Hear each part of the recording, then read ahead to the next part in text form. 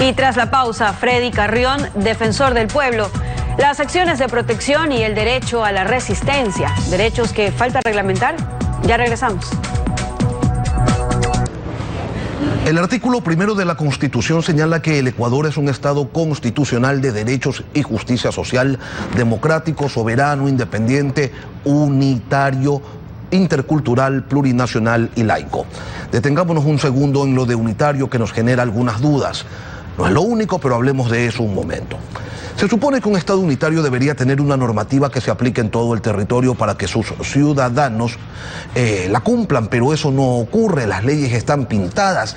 El 371 del COTAD señala que en la sesión inaugural los consejos regionales, consejos metropolitanos y municipales procederán a elegir de entre sus miembros a la segunda autoridad del Ejecutivo del correspondiente gobierno, de acuerdo con el principio de paridad entre hombres y mujeres en donde fuere posible. 106 cantones de 221 en el país cumplen con este principio. 106 lo cumplen, 115 no lo cumplen, pero ahí no se termina la cosa. Algunas acciones de protección se han interpuesto ante la justicia y los fallos son distintos. ¿Qué es lo que está pasando entonces? Que primero no se cumple la ley y después se la interpreta de modo distinto dependiendo del juzgador. Eso solo tiene un nombre: inseguridad jurídica.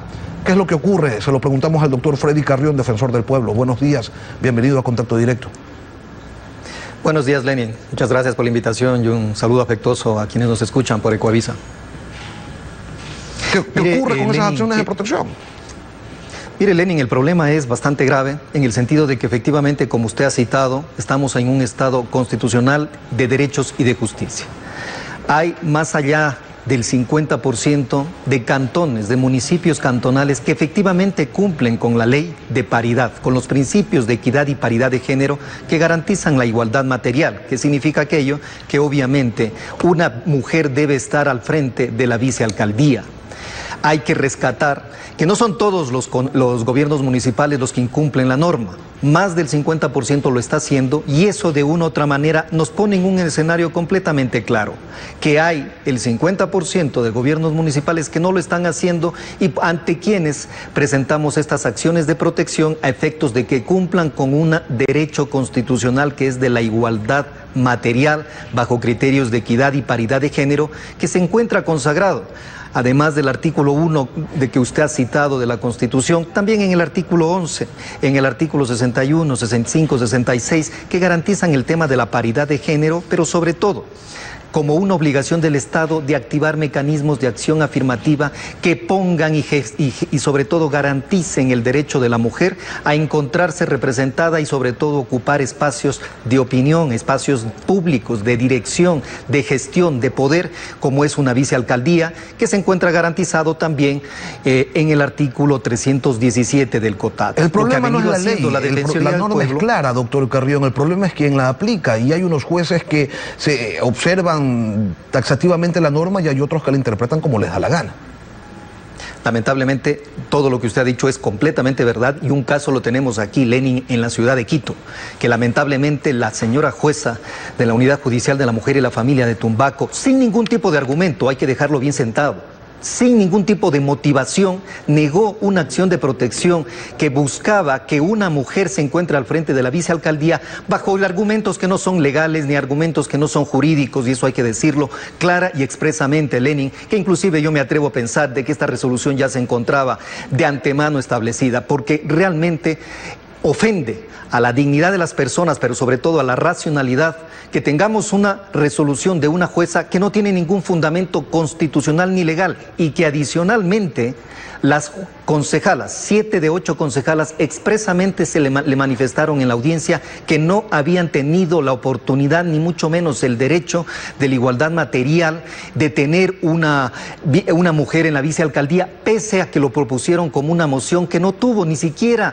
el trámite parlamentario de ser conocido, de ser votada. Es decir, se coartó definitivamente un derecho que se encuentra en la Constitución, como lo hemos establecido, pero que lamentablemente este tipo de interpretaciones no le hacen bien primero al derecho, pero sobre todo a la democracia. Ahora, pero doctor, eso no sorprende, porque en este país los jueces hacen lo que les da la gana. Muestra de aquello es el pronunciamiento de la Corte Constitucional, que tuvo que salir a aclarar algo que nunca debió existir, o algo sobre donde nunca debió existir duda, y que sin embargo la injerencia política en la justicia se encargó de adecuar a sus intereses. La Corte Constitucional ha dicho que el Estado, sus instituciones y las personas jurídicas públicas que lo conforman no son titulares del derecho al honor. Reconocer al Estado, sus funciones y órganos como titulares de derechos que son inherentes a la dignidad humana implica una desnaturalización de la noción de derechos constitucionales. ¿Cuántas veces, doctor Carrión, la justicia admitió a trámite esas acciones de protección interpuestas por el Estado o por sus funcionarios, vulnerando de esa manera los derechos de los ecuatorianos? Definitivamente, la justicia sometida al poder político, y eso lo seguimos viendo actualmente. Es muy loable y sobre todo hay que felicitar la resolución, la aclaración que dio la Corte Constitucional, porque efectivamente el Estado no tiene derechos, Lenin, tiene atribuciones y competencias, facultades. Los derechos son derechos humanos, los tiene la persona, están reconocidos de su dignidad, y eso es justamente lo que se pretende ahora, que las autoridades públicas, Lenin, a través de los GAD municipales, reconozcan, garanticen el derecho de la mujer. Ha sido una lucha histórica de años que en estos momentos nuestra Constitución ya lo recoge. Los instrumentos internacionales de los derechos humanos también lo establecen de esa manera.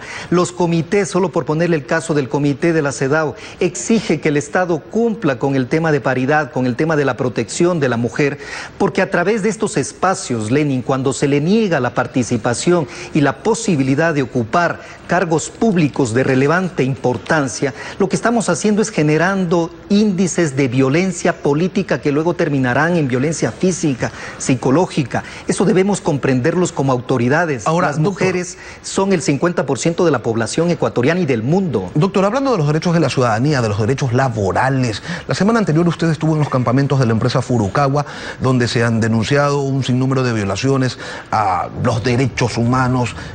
Usted que estuvo allí, que lo recorrió, que conversó con las personas que se encuentran allí trabajando, unos dicen esclavizados, ¿qué fue lo que pudo evidenciar?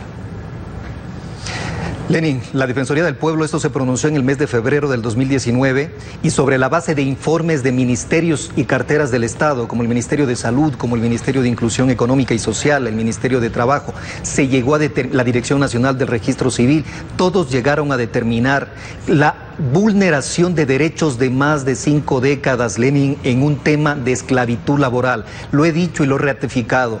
El caso Furukawa, las haciendas de Furukawa, los campamentos en donde trabaja población afroecuatoriana, básicamente, han sido sometidos durante más de 50 años a situaciones indignantes, que fallan, que vulneran los derechos fundamentales, que constituye un caso exclusivo de esclavitud laboral, de servidumbre de gleba, de una esclavitud moderna, en la cual no solamente es el caso de la precarización de la relación laboral, hay gente que ni siquiera tiene la cédula de identidad, no tiene derecho a la identidad, niños que has encontrado trabajando, de hecho, gente adulta que no conoce otro trabajo que no sea el de cosechar la fibra de abacá.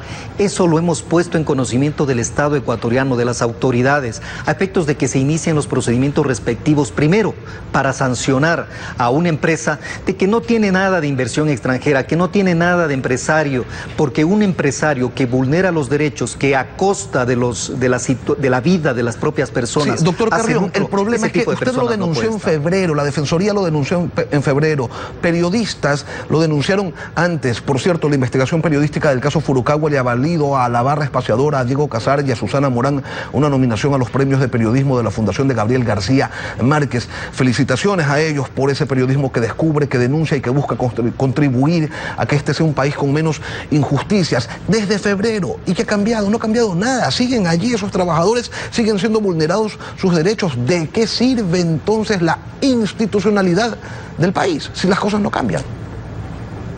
Lamentablemente, Lenin, tengo que compartir con lo que usted acaba de decir. Desde febrero, y no solo desde febrero, desde mucho antes, desde noviembre, que ya se presentó y que se inició el proceso de investigación defensorial, la situación no ha cambiado.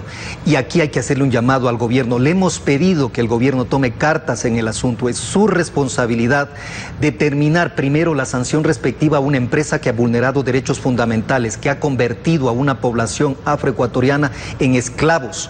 bajo la figura de la servidumbre de gleba. Es necesario que se inicie el proceso de expropiación de estas tierras, porque efectivamente el artículo 13 de la Ley de Tierras permite de que se expropie tierras cuando se ha precarizado y se han vulnerado los derechos laborales, y creo que este es un caso grave, que inclusive, Lenin, me atrevo a decirle que también las Naciones Unidas están atentos a este proceso y cómo el gobierno nacional atiende y sanciona este tipo de empresas vulneradoras de derechos humanos. Freddy Carrión, defensor del pueblo.